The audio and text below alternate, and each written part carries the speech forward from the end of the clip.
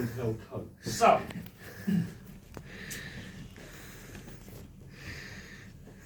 May. It's the right way around.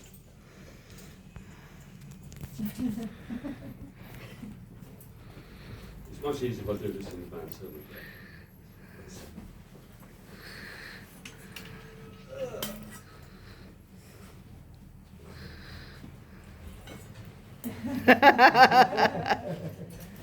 It's much easier if I do this in advance. Normally I would actually dress for the occasion before I came on stage, so like I said, this is one of the things I love about this storytelling night is it's very organic, which it's meant to be. You know, this is the whole point of it. But not only that you come and enjoy the stories, experience the stories, that you feel, I hope, inspired by them, enthused by them, and everything else. Right.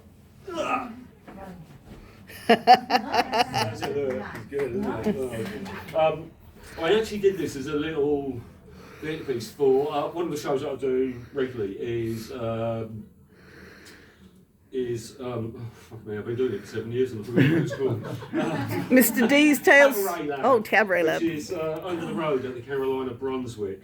And one of the things I love about Cabaret Lab is that it's an open stage for people who pretty much do anything you want. So we get comedians, we get magicians, we get burlesque, we get absurdists, you name it, we get them, and they're fabulous, uniformly fabulous, you know, and all the wonderful things. And I get to practice my story, but I get to dick around with props and toys and costumes and things like that. And we did this one a couple of months ago. And there were some of us, and we faced off, and we had proper dueling pistols, and it was wonderful. Unfortunately, the dueling pistols didn't belong to me. I had to give them back. Oh. Trust me, if I had any chance at all, I would have taken them back. So, what I'm going to do for you tonight is the story of the last fatal duel between two Englishmen. May 1845. Southsea, which is just off Portsmouth. There's a little island just off there, and that's where this duel takes place. The duel was between two men, Henry Seton. Seton was a wealthy, somewhat portly businessman who had not lived in Portsmouth for too long, but long enough that he'd caught sight of a woman that he'd taken quite a fancy to. And this woman was called Isabella. All very nice, except Seton was already married. So was Isabella.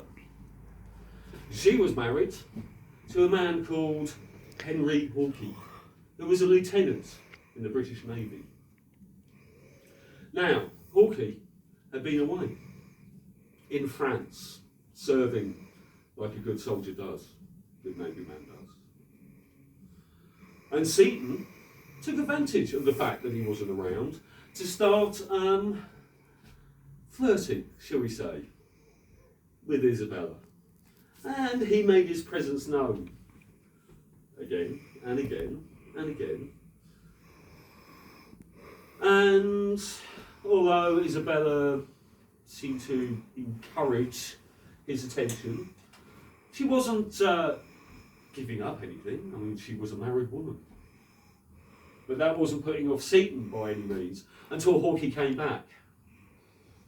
And when Hawkey found out that Seton had been, shall we say, making designs on his dear wife, he was not best pleased. Seton knew that his time was running short, so he paid a last visit to Isabella. And he said to her, "Will you please give me satisfaction once and for all, because I would not want to face a man unless I know it was for worth something." Isabella said to him, "Come to the grand ball next week. You can see me there." Seton indeed did go to the grand ball. Isabella was there with her husband. Seton and Isabella, they danced. not in itself so bad. But then Seaton refused to stop his attentions, and he sat and spoke to her. And at this point, Hawkie decided he'd had enough. And so he took Seaton to a room, and there a loud argument ensued. "You, sir, are a blackguard and a scoundrel," said Hawkie. Seaton immediately left. The reason being that Seaton didn't actually fancy squaring up to Hawkie. He was a military man. Seaton, although he had done some military service, had actually bought the rank he had, which was just cornet. He was not particularly well versed in military tactics or manoeuvres, and certainly in handling guns or anything else. But even so, he realised that if he was to really make a play for young Isabella, he was going to have to front up like a man. And so the next day, he sent a second to the lodgings of Hawkie. A second is a nominated person, usually of a military rank, that acts as an adjudicator when a duel is called. They are there to ensure that protocols are followed, but also to make sure that there is no trickery taking place. And so, Hawkie accepted. He nominated his second, and the two of them met on this small island just off the South Sea. And so the two men faced each other. They stood and they aimed. Hawkie fires first, but his gun was only half cocked. It didn't fire. Seaton shot back. He missed. Now, at this point, it would have been perfectly reasonable for the two men to stand down. They had made their honour.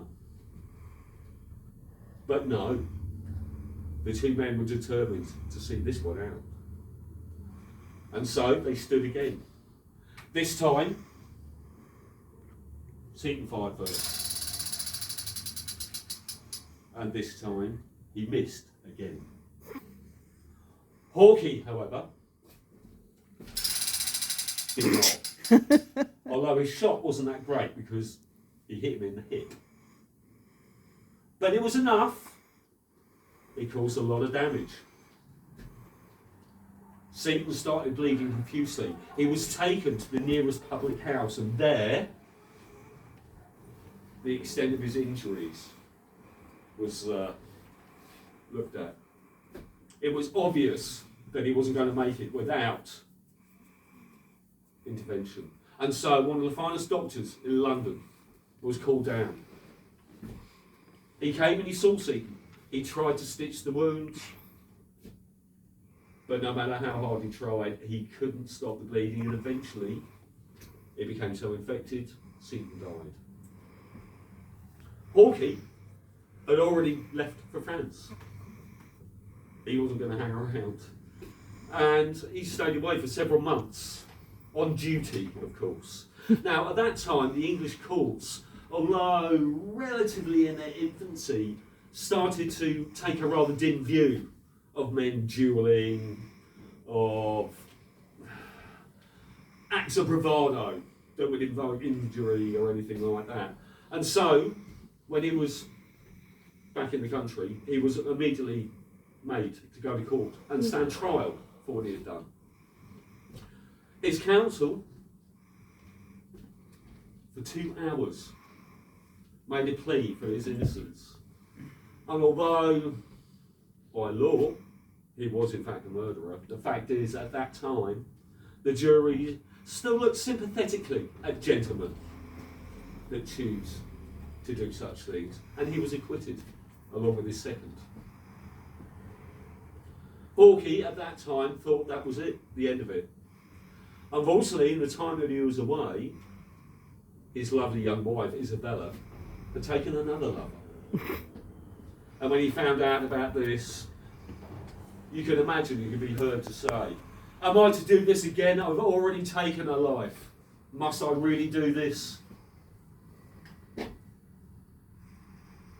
He tried to repair his relationship with his wife. And one day they went out walking. Her lover appeared and threatened Hawkeye.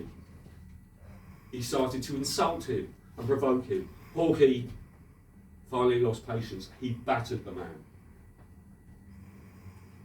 Now, again, he had to stand trial this time because of severe injuries that he had done. The court again saw favourably for Hawkeye. But the Navy did not. He was court-martialed. And at that point, his wife decided that she no longer wished to be with him, and she left too, taking the young daughter with him. Poor old Henry Hawkeye was left with nothing. His career was in tatters, his social life was in tatters, and all that was left for him to do was depart. He left for London, seeking solace with friends, and unfortunately it seems that the devastation of everything that happened to him was too much. He started drinking heavily. He took menial work, which wasn't good for him, and unfortunately eventually contracted a disease enough to kill him. 7 years after this event, he was only 33. He was dead. But that was the last Englishman to die in Italy. Ladies and gentlemen, I'm done. Woohoo!